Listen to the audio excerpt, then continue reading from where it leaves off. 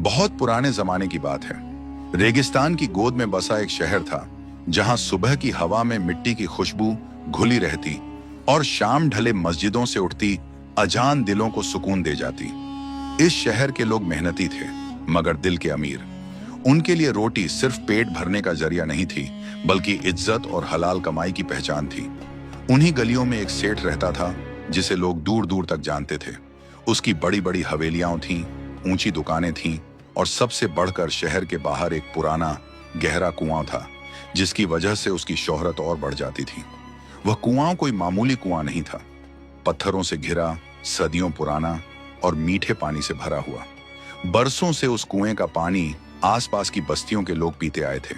मुसाफिर, गरीब, मजदूर, जो भी प्यासा आता, सेठ के कारिंदे बिना रोक टोक उसे पानी पिला देते। लोग कहते थे कि सेठ बड़ा नेक दिल है, अल्लाह ने उसे दौलत दी है, इसलिए वह बंदों पर मेहरबानी करता है। और सच भी यही लगता था, क्योंकि सेठ की जुबान मीठी थी, चेहरे पर मुस्कान रहती और वह हर मिलने वाले से बड़े अदब से बात करता। लेकिन इंसान का दिल बड़ा अजीब होता है। बाहर से जो दिखता है, अंदर वही हो, ये जरूरी नहीं। वक्त के साथ सेठ के दिल में एक खोट पनपने लगी थी। उसकी दौलत बढ़ती जा रही थी, मगर सुकून घटता जा रहा था। उसे लगता था कि लोग उसके कुएं का पानी मुफ्त में पीकर उसकी दौलत कम कर रहे हैं। वह अक्सर रात को अपने कमरे में बैठकर हिसाब किताब करता और बुदबुदाता, पानी भी तो माल है, इसे यूं ही क्यों लुटाया जाए। एक साल ऐसा आया कि बारिश कम हुई। शहर के बाहर की जमीन सूखने लगी, खेतों में दरारें पड़ गईं। लोगों की नजरें उसी कुएं पर टिक गईं, क्योंकि वही एक सहारा था। सेठ ने देखा कि अब उसके कुएं की कीमत बढ़ गई है। लोगों की जरूरत बढ़ी और उसके दिल का लालच भी। उसने तय कर लिया कि अब इस कुएं से फायदा उठाया जाएगा, मगर चालाकी से, ताकि उसकी नेकनामी पर आंच ना आए। इसी शहर में एक गरीब आदमी रहता था। नाम था रहीम। मेहनतकश, ईमानदार और अल्लाह पर पूरा यकीन रखने वाला। दिन भर मजदूरी करता, शाम को अपनी झोपड़ी लौटता और जो थोड़ा बहुत मिलता उसी में खुश रहता। उसकी सबसे बड़ी परेशानी पानी थी। उसका घर शहर के उस कोने में था, जहां पानी का कोई और झरिया नहीं था। रोज उसे दूर से पानी लाना पड़ता और सूखे के दिनों में यह काम और भी मुश्किल हो गया था। सेठ ने यही मौका देखा। एक दिन उसने रहीम को अपने पास बुलवाया, बड़ी नरमी से बात शुरू की, हालचाल पूछा और फिर ऐसे जताया जैसे वह रहीम की तकलीफ समझता हो। बोला, भाई, मैंने सुना है तुम्हें पानी के लिए बहुत दूर जाना पड़ता है। क्यों ना कोई ऐसा इंतजाम हो जाए कि तुम्हें हमेशा पानी मिलता रहे। रहीम की आंखों में उम्मीद की चमक आ गई। उसने कहा, सेठ जी, अगर ऐसा हो जाए तो अल्लाह आपको इसका अजर देगा। हम गरीब लोग और क्या चाह सकते हैं। सेठ ने मुस्कुराते हुए कहा, मेरे कुएं के पास की जमीन बेकार पड़ी है। अगर तुम चाहो तो मैं तुम्हें वह कुआं बेच सकता हूं। तुम उसका मालिक बन जाओगे और पानी की परेशानी हमेशा के लिए खत्म। रहीम घबरा गया। सेठ जी, मैं गरीब आदमी कुआं कैसे खरीद सकता हूं। सेठ ने झूठी हमदर्दी दिखाते हुए कहा, फिक्र मत करो, कीमत ज्यादा नहीं रखूंगा, किस्तों में दे देना, आखिर मैं भी तो इंसान हूं। रहीम ने बहुत सोचा। उसने अपनी बीवी से मशविरा किया। बीवी ने कहा, अगर कुआं हमारा हो जाए तो बच्चों को पानी के लिए तरसना नहीं पड़ेगा, अल्लाह मदद करेगा। दिल पर पत्थर रखकर रहीम ने हामी भर दी। सौदा तय हो गया। कागज लिखे गए, गवाह बने। लोग हैरान थे कि सेठ ने कुआं बेच दिया, मगर किसी ने कुछ न कहा। रहीम खुश था कि अब उसके पास अपना कुआं है। उसने अल्लाह का शुक्र अदा किया और उसी दिन से कुएं से पानी भरने लगा। लेकिन असली चालाकी अब सामने आई। अगले ही दिन सेठ ने अपने कारिंदों को कुएं के किनारे भेजा। जब रहीम पानी निकालता तो कारिंदे कहते, कुआं तुम्हारा है मगर पानी हमारा। पानी निकालने के लिए हमें कीमत देनी होगी। रहीम सन्न रह गया। ये कैसी बात है, कुआं खरीदा है तो पानी भी मेरा हुआ। कारिंदे हंस पड़े। कागज देख लो, सेठ जी ने कुआं बेचा है, पानी नहीं। रहीम दौड़ता हुआ सेठ के पास पहुंचा, गिड़गिड़ाकर बोला, सेठ जी, ये क्या मजाक है, कुआं बिना पानी के कैसा। सेठ ने ठंडी मुस्कान के साथ कहा, भाई, सौदा सोच समझकर करना चाहिए था।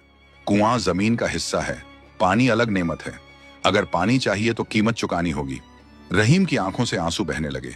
उसने बहुत मिन्नत की, मगर सेठ का दिल पत्थर बन चुका था। अब रहीम मजबूर था। उसे रोज पानी के पैसे देने पड़ते। जो थोड़ा बहुत वह कमाता उसी में से पानी खरीदता। उसकी गरीबी और बढ़ गई और सेठ की दौलत भी। दिन बीतते गए। रहीम का बेटा, नाम था अली, ये सब देखता रहा। अली छोटा था मगर समझदार।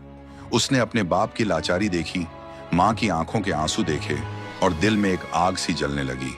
वह अक्सर कुएं के पास बैठकर सोचता, क्या वाकई यह इंसाफ है? क्या अल्लाह ऐसे जुल्म को यूं ही छोड़ देगा? एक रात अली ने अपने बाप से कहा, अब्बा, अल्लाह सब देख रहा है, सब्र रखिए, जुल्म ज्यादा दिन नहीं चलता। रहीम ने बेटे के सिर पर हाथ रखा। बेटा, हमें अल्लाह पर भरोसा है, शायद वही कोई रास्ता दिखाए। अली ने उसी रात ठान लिया कि वह इस जुल्म का जवाब देगा, मगर चालाकी से, उसी की भाषा में, ताकि सेठ को सबक मिल सके। उसने कुएं के आसपास की बातें गौर से देखनी शुरू की। देखा कि सेठ के आदमी हर वक्त कुएं के पास मंडराते हैं, पानी पर पहरा देते हैं। उसने यह भी देखा कि कुएं का पानी ही सेठ की सबसे बड़ी ताकत है। एक दिन अली ने सुना कि सेठ अपने दोस्तों से कह रहा है, देखो, अक्ल हो तो ऐसी, मैंने कुआं बेच दिया मगर पानी बेचकर उससे ज्यादा कमा रहा हूं। अली ने यह बात अपने दिल में बिठा ली। उसे यकीन हो गया कि यह सबक अब जरूरी है, ताकि सेठ समझ सके कि नेमतें अल्लाह की होती हैं, इंसान सिर्फ अमानतदार होता है। अली के दिल में जो बात बैठ चुकी थी, वह उसे चैन से बैठने नहीं देती थी। दिन में वह अपने बाप के साथ मजदूरी करता, मगर रात को देर तक जागता रहता। उसकी आंखों में नींद कम और सोच ज्यादा होती। वह बार बार उस कुएं को याद करता, उसकी ठंडी दीवारें, रस्सी की चरमराहट और अपने बाप के झुके हुए कंधे। उसे लगता जैसे वह कुआं नहीं, बल्कि किसी के जुल्म की गवाही दे रहा हो।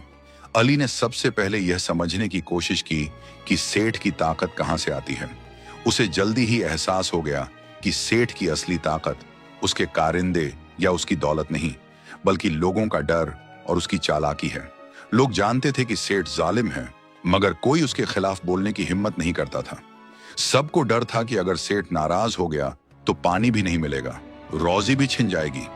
अली ने तय किया कि वह सीधे टकराव का रास्ता नहीं अपनाएगा। वह जानता था कि ताकत से ताकत को हराया नहीं जा सकता, बल्कि अक्ल से ज्यादा बड़ी कोई तलवार नहीं होती। उसने अपने बाप से कहा, अब्बा, आप चिंता ना करें, आप बस वही कीजिए जो अल्लाह ने फर्ज बनाया है, मेहनत, सब्र और दुआ। रहीम बेटे की बात सुनकर हैरान भी हुआ और खुश भी। उसे लगा जैसे उसका बेटा उम्र से पहले बड़ा हो गया हो, मगर वह यह नहीं जानता था कि अली के दिल में क्या चल रहा है। अगले कुछ दिनों में अली ने शहर के हालात को और करीब से देखना शुरू किया। उसने देखा कि सिर्फ उनका ही नहीं, बल्कि और भी कई गरीब लोग सेठ की चालाकी का शिकार हैं। कोई पानी के लिए कर्ज में डूब गया था, कोई अपने जेवर बेच चुका था, और सेठ हर रोज पहले से ज्यादा अमीर होता जा रहा था।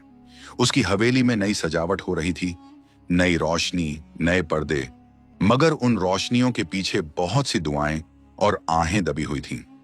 एक शाम अली मस्जिद के बाहर बैठा था। नमाज के बाद लोग आपस में बातें कर रहे थे। कोई सूखे का जिक्र कर रहा था, कोई पानी की कमी का। तभी एक बूढ़ा आदमी बोला, बेटा, यह दुनिया अजीब है, जो ज्यादा रखता है वही और चाहता है, मगर अल्लाह की पकड़ बहुत सख्त होती है। अली ने उस बूढ़े की बात दिल में बिठा ली। उसने तय किया कि वह सेठ को अल्लाह की उसी पकड़ का एहसास दिलाएगा। उसने सबसे पहले एक छोटी सी चाल चली। एक दिन जब सेठ के कारिंदे कुएं पर पहरा दे रहे थे, अली वहां पहुंचा। उसने बहुत अदब से कहा, चाचा, आज पानी निकालने में देर हो रही है, अगर इजाजत हो तो मैं रस्सी और बाल्टी ठीक कर दूं, अक्सर फिसल जाती है। कारिंदों ने उसे ऊपर से नीचे तक देखा। उन्हें क्या पता था कि एक गरीब का बेटा उनके लिए मुसीबत बन सकता है। उन्होंने लापरवाही से इजाजत दे दी। अली ने रस्सी और बाल्टी को ध्यान से देखा, कुएं की गहराई को समझा और फिर मन ही मन एक योजना बनाई। अली ने अगले कई दिनों तक यही किया। कभी रस्सी ठीक करता, कभी पत्थर जमाता, कभी पानी की सतह को देखता। वह सब कुछ सीख रहा था, कुएं की हर सांस, हर आवाज। धीरे धीरे उसे समझ आ गया कि कुएं का पानी कैसे ऊपर नीचे होता है और किन हालात में उसका बहाव बदल सकता है। इधर सेठ को कोई खबर नहीं थी। वो अपने हिसाब किताब में मग्न था। उसे लगता था कि उसने बहुत बड़ा दांव खेल लिया है। एक दिन अचानक कुएं का पानी कम होने लगा। पहले पहले किसी ने ध्यान नहीं दिया, मगर फिर एक दिन ऐसा आया कि बाल्टी आधी ही भर पाती। सेठ के कारिंदे घर आ गए। उन्होंने सेठ को खबर दी। सेठ खुद कुएं पर पहुंचा। उसने झुककर देखा, रस्सी डलवाई, मगर पानी सच में कम हो गया था। सेठ का चेहरा पीला पड़ गया। उसे पहली बार एहसास हुआ कि अगर पानी चला गया तो उसका सारा खेल खत्म हो जाएगा। उसने कुएं की सफाई करवाई, पत्थर बदलवाए, मगर पानी बढ़ने का नाम ही नहीं ले रहा था। लोगों में तरह तरह की बातें होने लगीं। कोई कहता ये अल्लाह का अजाब है, कोई कहता ये गरीबों की बद्दुआ है। सेठ इन बातों से और घबरा गया, मगर फिर भी उसके दिल में शर्म नहीं आई। उसने पानी और महंगा कर दिया ताकि जो थोड़ा बहुत बचा है उससे ज्यादा कमाई हो सके। अली सब देख रहा था। उसने समझ लिया कि अब अगला कदम उठाने का वक्त आ गया है। उसने अपने बाप से कहा, अब्बा, कल आप सेठ के पास जाइए और कहिए कि अगर पानी नहीं मिलेगा तो हम कुएं की जमीन पर बैठ जाएंगे, क्योंकि कुआं हमारा है। रहीम डर गया। बेटा, ये ठीक नहीं, सेठ बहुत चालाक है। अली ने शांत आवाज में कहा, अब्बा, डर जुल्म को ताकत देता है। आप बस इतना कहिए, बाकी अल्लाह पर छोड़ दीजिए। अगले दिन रहीम कांपते हुए सेठ के पास पहुंचा। उसने वही कहा जो अली ने सिखाया था। सेठ पहले तो हंसा, फिर भड़क गया। उसने कहा, तुम्हारी इतनी हिम्मत? याद रखो, पानी मेरे बिना नहीं मिलेगा। मगर उसी दिन शाम को अजीब बात हुई। कुएं के आसपास की जमीन से पानी रिसने लगा। लोग हैरान रह गए। कुछ ने कहा कि कुआं फूट रहा है, कुछ ने कहा कि जमीन बैठ रही है। सेठ दौड़ता हुआ आया। उसने देखा कि पानी जमीन में समा रहा है और कुएं का स्तर और नीचे जा रहा है। अली दूर खड़ा ये सब देख रहा था। उसके चेहरे पर कोई खुशी नहीं थी, बल्कि एक अजीब सी गंभीरता थी। वो जानता था कि ये सब अल्लाह की मर्जी से हो रहा है और वो सिर्फ एक जरिया है। उस रात सेठ को नींद नहीं आई। पहली बार उसे अपने किए पर डर महसूस हुआ। उसे याद आया कि कैसे उसने लोगों को तड़पाया, कैसे उसने पानी जैसी नेमत को सौदे का जरिया बनाया, मगर उसका घमंड अभी पूरी तरह टूटा नहीं था। अली ने अब आखिरी चाल की तैयारी शुरू कर दी। वो जानता था कि सिर्फ डर से बात नहीं बनेगी, सेठ को अपने जुल्म का अंजाम देखना होगा। उसने शहर के कुछ समझदार बुजुर्गों से बात की, मगर सीधे आरोप नहीं लगाए। बस इतना कहा, अगर कुएं का मालिक जमीन का मालिक है तो पानी किसका है? और अगर पानी अल्लाह की नेमत है तो क्या कोई उसे बेच सकता है? ये सवाल धीरे धीरे पूरे शहर में फैल गया। लोग आपस में बहस करने लगे। मस्जिदों में बातें होने लगी। पहली बार लोगों ने सेठ के काम पर सवाल उठाना शुरू किया। सेठ को ये सब खबर मिली तो वो और बेचैन हो गया। उसे लगने लगा कि उसकी इज्जत जो उसने बरसों में बनाई थी अब हाथ से निकल रही है। वो समझ नहीं पा रहा था कि ये सब कैसे हो रहा है। सेठ की बेचैनी अब छुपाई नहीं छुपती थी। जिस आदमी को कभी रात की नींद प्यारी लगती थी, अब वो करवटें बदलता रहता। कभी उठकर पानी मंगवाता, कभी खिड़की से बाहर अंधेरे को घूरता। उसे हर आहट में कुएं की आवाज सुनाई देती, हर सन्नाटे में लोगों की बद्दुआ। पहली बार उसे महसूस हुआ कि दौलत होते हुए भी इंसान कितना अकेला हो सकता है। इधर अली चुपचाप अपने काम में लगा हुआ था। उसने शोर मचाने या सीधे इल्जाम लगाने का रास्ता नहीं चुना। वो जानता था कि सच्चा सबक वही होता है जो इंसान के दिल तक उतर जाए। उसने शहर के बुजुर्गों, इमाम साहब और समझदार लोगों को एक एक करके वही सवाल याद दिलाया जो उसने पहले उठाया था। अगर कुआं किसी इंसान का हो सकता है तो क्या पानी भी उसी का हो जाता है? और अगर पानी अल्लाह की नेमत है तो उसका सौदा कैसे? धीरे धीरे ये सवाल शहर की फिजा में घुल गया। लोग पहले फुसफुसाते थे, अब खुलकर बात करने लगे। मस्जिद के सहन में बैठकर बुजुर्ग कहते, पानी तो अल्लाह की रहमत है। नौजवान कहते, अगर आज पानी बिकेगा तो कल हवा भी बिकेगी। सेठ की वो इज्जत जो कभी उसकी ढाल हुआ करती थी, अब उसी पर बोझ बनने लगी। एक दिन शहर के काजी ने ऐलान किया कि कुएं के मामले पर सबकी बात सुनी जाएगी। ये बात सेठ तक पहुंची तो उसके पैरों तले जमीन खिसक गई। उसने सोचा था कि उसका असर इतना है कि कोई उसके सामने खड़ा नहीं होगा, मगर अब हालात बदल चुके थे। उसे पहली बार ये डर लगा कि अगर सबके सामने उसकी चालाकी खुल गई तो वो मुंह दिखाने लायक नहीं रहेगा। उस दिन शहर के लोग जमा हुए, गरीब भी अमीर भी। रहीम अपने बेटे अली के साथ एक कोने में खड़ा था।